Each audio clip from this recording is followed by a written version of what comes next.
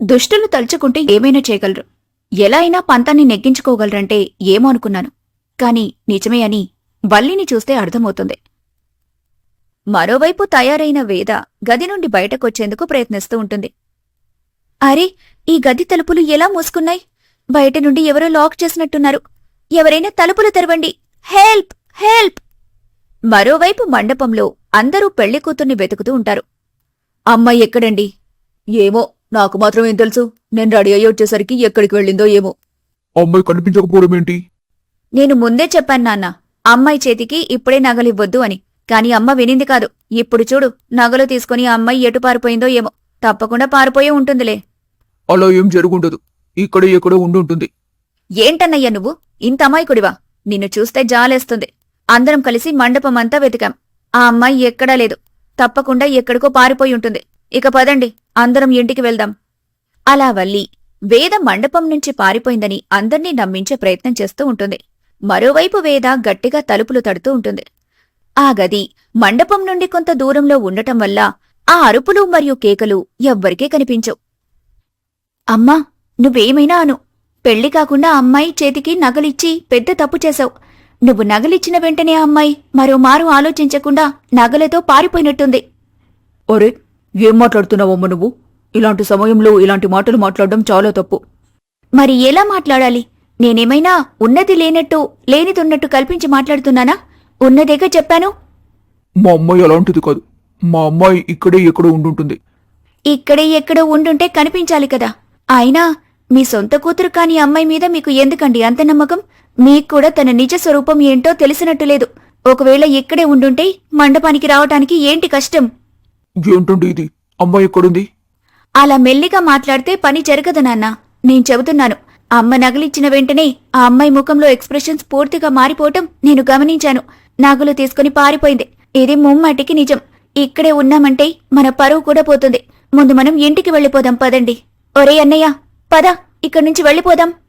వల్లి, నువ్వు కాసేపు సైలెంట్గా ఉండు. నేనిప్పుడే వెళ్ళి మండపం అంతా చూసొస్తాను. వీడింత అమాయకుడేంటి నాన్న? అమ్మాయి మండపంలో లేదని అంటున్నా వినకుండా వెతికేందుకు బయలుదేరాడు. నాకెందుకో భయంగా ఉందండి. అవతల బంధువులందరూ వచ్చేస్తున్నారు. మనమేమో ఇలా గదిలో బాధపడుతున్నాం. అందుకే చెబుతున్నాను, మనం ఇక్కడి నుంచి వెళ్ళిపోదాం పదండి. పెళ్లిని క్యాన్సిల్ చేయండి. చెబుతూనే ఉన్నాను, ఈ అమ్మాయి ఎందుకో మన కుటుంబానికి సరిపోయేలా లేదని. నా మాట ఎవ్వరూ వినలేదు. నాన్నేమో ఏకంగా తనని నానమ్మతో పోలుస్తూ తెగ పొగిడాడు. ఆయన ఇలాంటి వాళ్ల సంబంధాన్ని ఓకే చేసినందుకు మనకు కావాల్సిందేలే. వీళ్ళిలాంటి వాళ్లని అస్సలు అనుకోలేదు. ఏంటండి, ఎక్కడికి వెళ్ళింది మీ అన్నయ్య కూతురు? ఇలాంటిదని తెలుసుంటే అసలు నేను ఇంట్లోకి రానిచ్చేదాని కాదు. మా అన్న కూతురు అంటూ వెళ్లి తనని ఇంటి తీసుకొనొచ్చారు. వద్దు వద్దు అన్న వినకుండా పెళ్లి దాకా తీసుకొనొచ్చారు. చూడండి ఇప్పుడు ఆ అమ్మాయి ఏం చేసిందో. తన కారణంగా మనమంతా మాటలు పడాల్సి వస్తుంది. ఆయన తను ఇలాంటి దొంగ అని అనుకోలేదు. చీచీ! అలా మండపంలోని వారందరూ వారికి నచ్చినట్టుగా ఊహించేసుకుంటూ వేదని తిట్టుకుంటూ ఉంటారు. మరోవైపు గదిలో ఉన్న వేద చాలా బాధపడుతూ ఇలా అనుకుంటూ ఉంటుంది. అనవసరంగా ఫోన్ని పిన్ని వద్ద విడిచిపెట్టొచ్చాను. నా వద్ద ఫోన్ ఉండుంటే ఎవరికో ఒకరికి కాల్ చేసి ఇక్కడ నేను గదిలో ఉన్న విషయాన్ని తెలియజేసేదాన్ని. అంతా నా కర్మ. అందరూ అవతల ఏం మాట్లాడుకుంటున్నారో ఏమో. మరోవైపు విజయ్ మండపమంతా వెతుకుతాడు. ఏంటి ఇలా జరిగింది? మండపం అంతా జల్లెడ పట్టేశాను. వేదైతే ఎక్కడా లేదు. కానీ వల్లి చెప్పినట్టు వేదైతే పారిపోయే అమ్మాయి కాదు. ఇక్కడే ఎక్కడో ఉండుండాలి అంటూ విజయ్ కిటికీలో నుండి బయటకి చూస్తాడు. మండపం బయటున్న ఒక గది అతనికి కనిపిస్తుంది. అక్కడేదో గది ఉంది. బహుశా ఆ గదిలో వాచ్మెన్ ఉంటాడేమో. మండపం నుండి ఎవరు బయటికి వెళ్ళినా అతని కంటపడతారు కదా.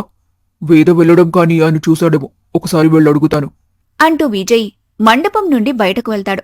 మండపం బయటున్న గది వద్దకు వెళ్తాడు. కాని అక్కడ వాచ్మెన్ కనిపించడు. లోపల నుండి ఎవరో గట్టిగా తలుపులు తడుతూ ఉంటారు. తలుపులు తెరవండి, హెల్ప్, దయచేసి ఎవరైనా హెల్ప్ చేయండి. ఈ గొంతు వేదది. వేద గదిలోపలుందా? అంటూ విజయ్ తలుపులు తెరుస్తాడు. వేద భయపడుతూ ఇలా అంటుంది. ఆ దుర్గమ్మకి శతకోటి ధన్యవాదాలు. ఏంటి వేద, నువ్విక్కడేం చేస్తున్నావు? నీకోసం మేమంతా ఎంత వెతుకుతున్నామో తెలుసా? నేనిక్కడికి డ్రెస్ చేంజ్ చేసుకోవడం కోసం వచ్చాను. డ్రెస్ చేంజ్ చేసుకోవడం కోసం మండపం బయటున్న ఈ గదిలోకి రావాల్సిన అవసరం ఏముంది? మండపంలోనే చాలా గదులున్నాయి. అందులోనూ పెళ్లి కూతుళ్లకు ప్రత్యేకమైన గది కూడా ఉంటుంది. అవన్నీ వదిలేసి నువ్వు ఇక్కడికి ఎందుకు వచ్చావు? వల్లి చెప్పింది, మండపంలో ఉన్న గదులన్నీ ఫుల్ అయిపోయాయని. కేవలం ఈ ఒక్క గది మాత్రమే ఖాళీగా ఉందని. ఇక్కడ తయారవ్వమని నాకు చెప్పింది. తయారయ్యేందుకు నేను నా వస్తువులతో ఇక్కడికొచ్చాను. తయారైన తర్వాత చూస్తే బయటి నుండి ఎవరో గడియ పెట్టారు. అప్పట్నుండి గొంతు పోయేలా అరుస్తున్నాను, కాని ఎవ్వరూ తలుపులు తెరవలేదు. అంటే నువ్విక్కడున్న విషయం వల్లికి తెలుసా? అవును, వల్లికి తెలుసు. నిజానికి వల్లినే నన్నిక్కడికి తీసుకొనొచ్చింది. నా గురించి వల్లి మీకు చెప్పలేదా? నేనిక్కడే ఉన్నానని వల్లి ఎందుకు చెప్పలేదు? అసలీ గది తలుపులు వేసిందెవరు? వల్లినేనా?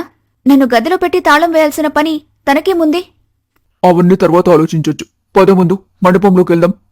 అలా విజయ్ వేదని మండపంలోకి తీసుకుని వెళ్తాడు. ఎక్కడికెళ్ళావే? మా పరువు తీయడానికి మా ఇంటికొచ్చినట్టున్నావు. అంతా నా కర్మ. నీ కారణంగా ఎన్నెన్ని మాటలు పడాల్సొచ్చిందో తెలుసా? ఆయన ఎక్కడికి పారిపోయావు? మళ్ళీ ఇప్పుడు ఏ ముఖం పెట్టుకొనొచ్చావు? నేను ఎక్కడికి పారిపోలేదు పిన్ని. మండపం బయటున్న గదిలో తయారవ్వటానికి వెళ్లాను. కాని బయట నుండి ఎవరో గదికి తాళం పెట్టారు. నా అరుపులు విని విజయ్ వచ్చి తలుపులు తీశారు. ఇక్కడిన్ని గదులుండగా నువ్వు మండపం బయట ఉన్న ఆ గదిలోకి ఎందుకు వెళ్ళావు? వెళ్లేదానివి ఎవరికైనా చెప్పి వెళ్ళాలి కదా, ఎవరికైనా ఇన్ఫార్మ్ చేయాలి కదా. అలా కళ్యాణి వేదని తిడుతూ ఉంటుంది. వేద కోపంగా వల్లి వైపు చూస్తుంది. వల్లి మనసులో ఇలా అనుకుంటూ ఉంటుంది, ఇదేంటి మన వైపు ఇంత కోపంగా చూస్తుంది? నేనే ఆ గదిలోకి వెళ్లి తయారవ్వమన్నానని చెప్పేస్తుందా ఏంటి? అలా చెబితే ఇంకేమైనా ఉందా? అంతే సంగతులు. వెంటనే ఏదో ఒక హడావిడి చేయాలి.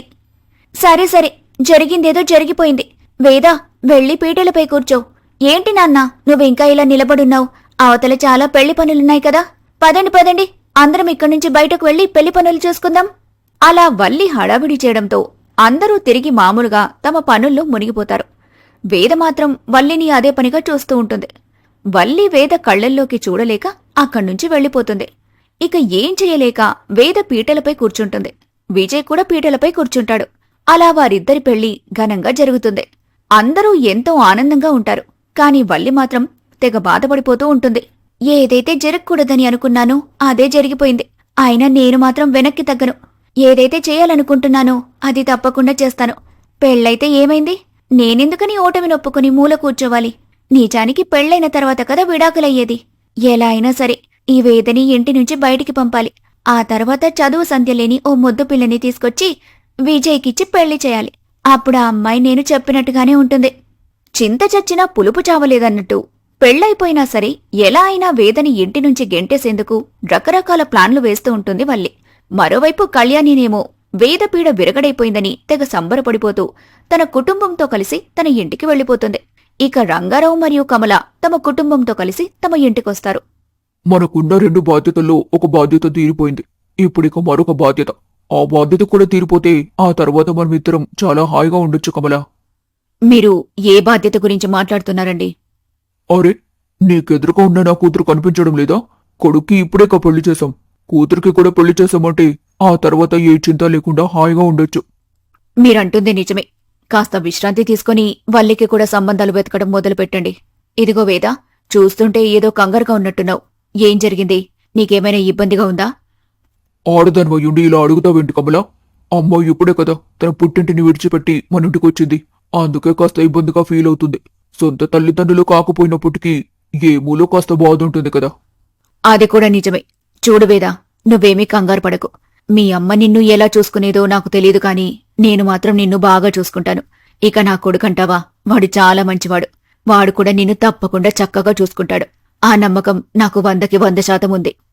కొడుకుని పొగడమంటే తెల్లారేదాకా పొగడుతూనే ఉంటుంది మీ అత్తయ్య. హహ. అలా హాల్లో అందరూ కూర్చొని నవ్వుకుంటూ ఉంటే గదిలో ఉన్న వల్లి మాత్రం ఇలా అనుకుంటూ ఉంటుంది, అబ్బబ్బా, వీళ్ల నవ్వులు వినలేకపోతున్నాను. ఎప్పుడు నాతో కూర్చొని కబుర్లు చెప్పే నాన్న ఇవాళ వేద ముందు కూర్చొని కబుర్లు చెబుతున్నాడు. మెల్లమెల్లగా వేద నా స్థానాన్ని ఆక్రమించేస్తుంది. నాన్న కూడా నాకు పెళ్లి సంబంధాలను వెతకటం మొదలుపెట్టేలా ఉన్నాడు. ఏదైనా మంచి సంబంధం వస్తే తప్పకుండా పెళ్లి చేసి పంపిస్తాడు. ఆ తర్వాత నేను ఈ ఇంటికి పూర్తిగా చుట్టాన్నే అయిపోతాను. అలా అస్సలు జరగకూడదు. నా పెళ్లి కంటే ముందు ఈ వేదని ఇంటి నుంచి బయటకి గెంటేయాలి. అలా వల్లి ఆలోచిస్తూనే నిద్రపోతుంది. ఆ రాత్రి కాస్త గడిచిపోతుంది. మరుసటి రోజు వల్లి ఉదయమే నిద్రలేచి తన గదిలో నుండి బయటకొస్తుంది. అప్పటికే వేద ఇంటి ముందు అందమైన ముగ్గుని వేసి ఉంటుంది. ఆ ముగ్గుని చూసిన రంగారావు వేదని తెగ పొగుడుతూ ఉంటాడు. ఎంత చక్కగా ఉందో ఈ ముగ్గు. నా చిన్నతనంలో మా అమ్మ కూడా ఇలా పెద్ద పెద్ద ముగ్గులు వేసేది. చుట్టుపక్కలున్న ఆడవాళ్లందరూ మా అమ్మ వేసిన ముగ్గు దగ్గర నిలబడి నోరెళ్లు పెట్టుకుని చూస్తూ ఉండిపోయేవారు. చాలా ధన్యవాదాలు మావయ్య గారు. మీరు చెప్పేది నిజమేనండి. అత్తయ్య మంచి మంచి ముగ్గులు వేసేవారు. నేను ఎంత ప్రయత్నించినా నాకలాంటి ముగ్గులు వేయటం వచ్చేది కాదు. ఎలా వస్తుంది చెప్పు? మా అమ్మకున్నంత నైపుణ్యం నీకెక్కడిది? ఎప్పుడు నా కోడలు మా అమ్మ వేసినట్టుగానే ముగ్గులు వేస్తుంది. అబ్బబ్బా, ఈ నాన్న బిల్డప్ ని అస్సలు తట్టుకోలేకపోతున్నాను. మాటకు ముందు మా అమ్మ, మాటకు తర్వాత నా కోడలు. ముందు నాన్న మనసుని పూర్తిగా మార్చాలి, లేకపోతే నాన్న పూర్తిగా నా చేయి నుండి చేజారిపోతాడు. అలా వల్లి తన మనసులో అనుకుంటుంది. మరోవైపు కమల మరియు వేద ఇద్దరూ వంటగదిలోకి వెళ్తారు. ఏంటి, ఇవాళ ఏ వంటలు చేస్తున్నారు? ఇంకా ఏం చేయాలో ఆలోచించుకోలేదు. ప్రస్తుతానికైతే టీ కాఫీలు పెడుతున్నాం. సరే కాని ఇంతకివాళ ఎవరు వంట చేస్తున్నారు? నేనే వంట చేయాలనుకుంటున్నాను వల్లి. అవునా, అంటే ఇవాల్టి నుండి మా అమ్మకు రెస్ట్ దొరికినట్టే. అమ్మా, ఇంతకీ నా పట్టీలెక్కడున్నాయి? నాకైతే కనిపించడం లేదు. నిన్న పెళ్లిలో పెట్టుకుందామని బయటకు తీశాను కాని తర్వాత పెట్టుకున్నానో లేదో మర్చిపోయాను. ఒకసారి నా గదిలోకొచ్చి కాస్త పట్టీలను వెతికిపెట్టు. కాని అంతకంటే ముందు నేనిక్కడ వంట చేయాల్సుంటుంది. ఏంటమ్మా అలా మాట్లాడుతున్నావు? వంట వేద చేస్తుందిలే. అయినా వేదున్నది ఇంటి పనులు చేయడానికే కదా. ముందు మనం పట్టీలు వెతకడానికి వెళ్దాం అంటూ వల్లి కమలని బలవంతంగా తన గదిలోకి తీసుకుని వెళ్తుంది. అప్పుడు పని మొత్తం వేద నెత్తిపై పడుతుంది. ఇంతలో రంగారావు వంటగదిలోకొచ్చి ఇలా చెబుతాడు. అమ్మ వేద, మీ అత్త ఎక్కడమ్మా? వల్లి ఏదో పని చెబితే అది చేయడానికి వెళ్ళింది మావయ్య గారు. అవునా, సరే కాని ఇవాళ నా స్నేహితుడు ఒకడు నా ఇంటికి రాబోతున్నాడు. పెళ్లికొచ్చేందుకు ఎంతో ప్రయత్నించాడు కానీ రాలేకపోయాడు. ఆయన పెళ్లి సమయానికి ఎలా వస్తాడులే. వాడుండేది ఎక్కడో కలకత్తాలో. ఇదిగో 1 గంటలో నా కలకత్తా స్నేహితుడు ఇంటికి రాబోతున్నాడు. నువ్వేం చేస్తావో తెలీదు. అన్ని రకాల టిఫిన్లు అదరగొట్టేయాలి. అలాగే మావయ్య, తప్పకుండా చేస్తాను.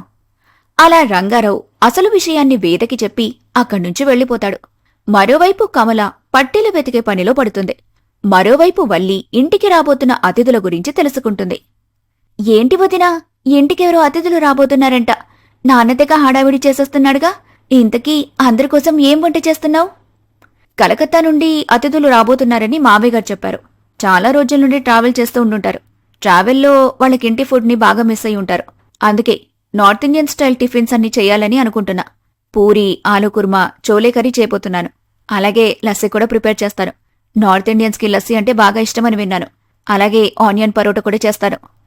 సరే సరే, త్వరగా చెయ్యి అని చెప్పి మళ్లీ అక్కడ్నుంచి వెళ్ళిపోతుంది వల్లి. మరోవైపు వేద ఎంతో కష్టపడి అన్ని రకాల వంటలు చేస్తుంది. వంటలన్నీ పూర్తయిన తర్వాత వేద అలసిపోయి వంటగదిలోనే కూర్చొని టీ తాగుతూ ఉంటుంది. ఏంటి వేద, అలసిపోయావా? చూస్తుంటే బాగా అలసిపోయినట్టున్నావే. చెమటలేంటి అలా పట్టాయి? ఓ, చాలాసేపటి నుండి పొయ్యి దగ్గరే ఉన్నావు కదా, అందుకే ఇలా అయిపోయి ఉంటావు. నువ్వు ఇంటి కోడలివి. వచ్చే అతిథులు కూడా నిన్ను చూడ్డానికి రాబోతున్నారు కాబట్టి ముందు వెళ్ళి చక్కగా తయారవ్వు. ఇలా ఉంటే ఏం బాగుంటుంది చెప్పు అంటూ వల్లి వేదతో చెబుతుంది. ఇది కూడా నిజమే కదా అని అనుకున్న వేద గదిలోకి వెళ్లి తయారవుతూ ఉంటుంది. ఇదే సరైన సమయం అనుకున్న వల్లి తన ప్లాన్ని అమలు చేయడం మొదలు పెడుతుంది. అమ్మ పట్టీలు వెతకడంలో బిజీగా ఉంది. ఎంత వెతికినా అవి దొరకవు. ఎందుకంటే అవి నా దగ్గరే భద్రంగా ఉన్నాయి. ఇక విజయ్ ఏమో తన గదిలో కూర్చొని వర్క్ చేసుకుంటున్నాడు. నాన్న కూడా ఏదో హడావిడిలో ఉన్నాడు. వేద ఇప్పట్లో తన గదిలో నుండి బయటకొచ్చేలా లేదు. ఇదే సరైన సమయం. వంటలన్నింటినీ పాడు చేసేస్తాను. ఉప్పు, కారాలు, మసాలాలు ఎక్కువేసేస్తాను. అలా వల్లి వేద తయారు చేసిన వంటల్లో ఉప్పు, కారం అలాగే మసాలాలు గుప్పెడు గుప్పెడు చల్లేస్తుంది.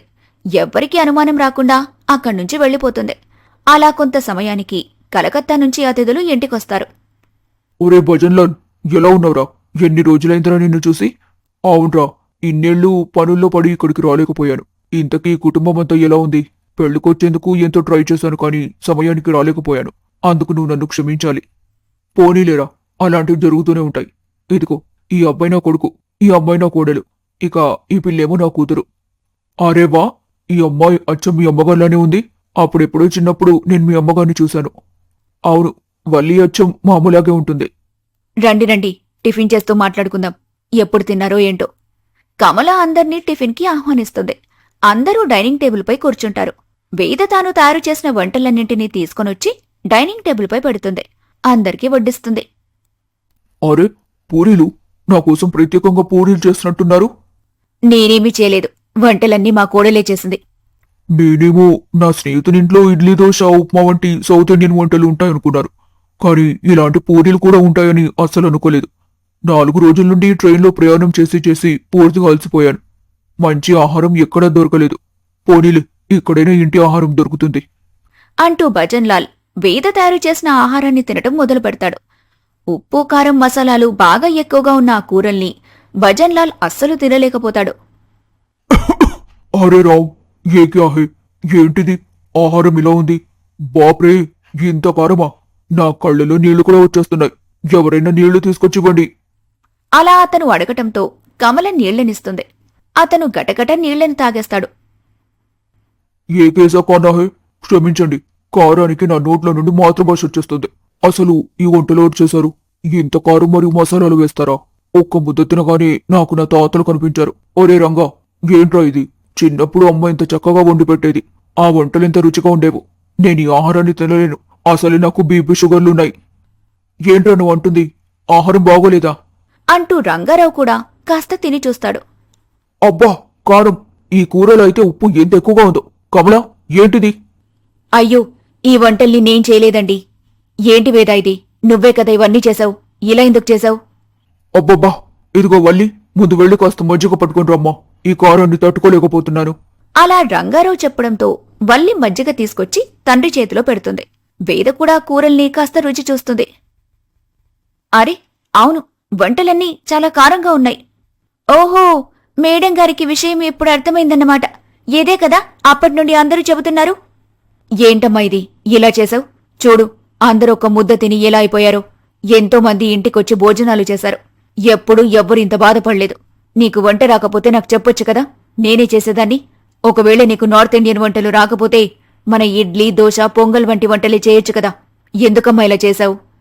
తనని ఎందుకమ్మా తిడుతున్నావు? తప్పంతా నీదే. నిన్న కాక మొన్నొచ్చిన అమ్మాయికి మొత్తం పెత్తనాన్నిచ్చేశావు. కనీసం తను వంట చేస్తున్నప్పుడు మధ్య మధ్యలో వెళ్లి ఎలా చేస్తుందో ఆయన చూస్తూ ఉండాలి కదా. అదంతా మానేసి వంటగదిని తనకు రాసిచ్చేశావు. తనేమో మన ఇంటి పరువు మొత్తాన్ని తీసేసింది. ఏమంటావు నాన్నా? నేను చెప్పేది నిజమే కదా? ముమ్మాటికి నిజమే. తప్పంతా నీదే కమలా. నన్ను క్షమించండి. అనవసరంగా ఈ అమ్మాయిని నమ్మి వంట బాధ్యత మొత్తాన్ని తనకు అప్పగించేశాను. ఇంకెప్పుడు ఇలా జరగదు. జరిగిందేదో జరిగిపోయింది. ఇప్పుడే హోటల్కి వెళ్లి అందరి కోసం టిఫిన్ తీసుకుని వస్తాను అంటూ విజయ్ హోటల్కి వెళ్తాడు. రంగారావు కమలపై చాలా కోపాన్ని తెచ్చుకుంటాడు. దానికి తోడు వల్లి కూడా 2-3 మాటలు తండ్రికి నేర్పిస్తుంది.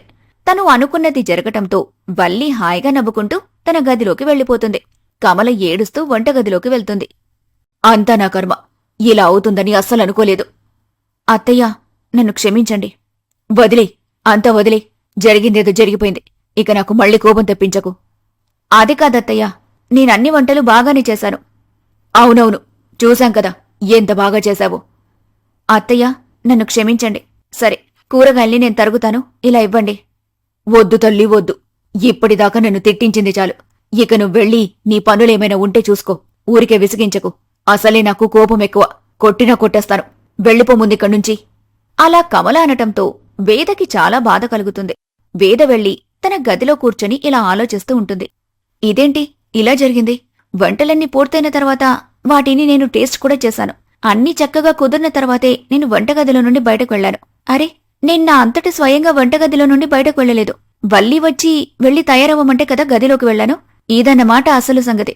నేను వెళ్లిన తర్వాత వల్లి వంటలన్నింటిలో కారం, మసాలాలు కలిపినట్టుంది. ఆయన ఈ అమ్మాయికి ఎందుకింత పొగరు? ఇలాంటి పనులు చేసి అసలు ఏం సాధించాలనుకుంటుంది?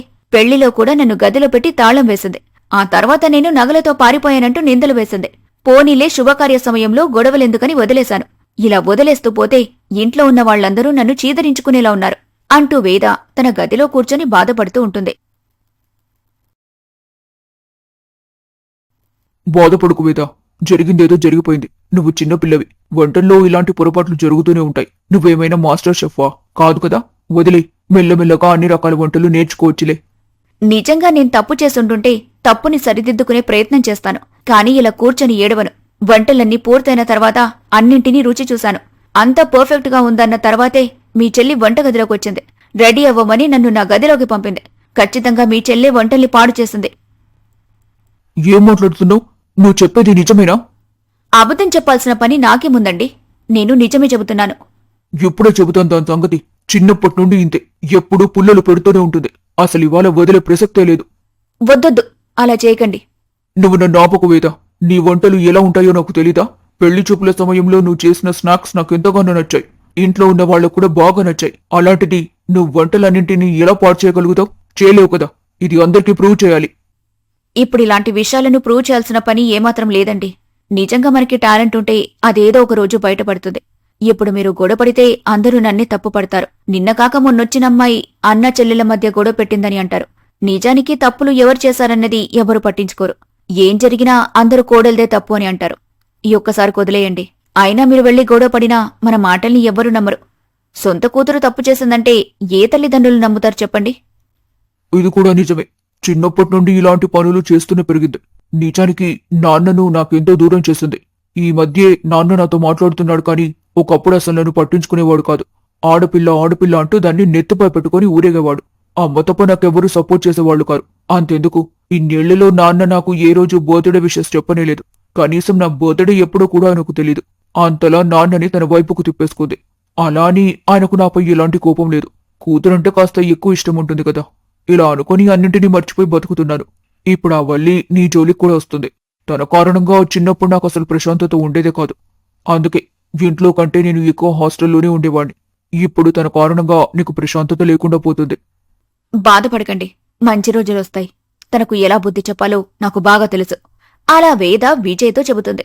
వేదని తిట్టించినందుకు వల్లి తెగ సంతోషపడిపోతూ ఉంటుంది. తన ఆనందానికి అస్సలు హద్దుండదు. వేద మాత్రం వల్లికి బుద్ధి చెప్పాలని అనుకుంటూ ఉంటుంది. వేద వల్లికి ఎలా బుద్ధి చెప్పబోతుంది తెలుసుకోవాలంటే మరొక పార్ట్ వరకు వెయిట్ చేయాల్సిందే.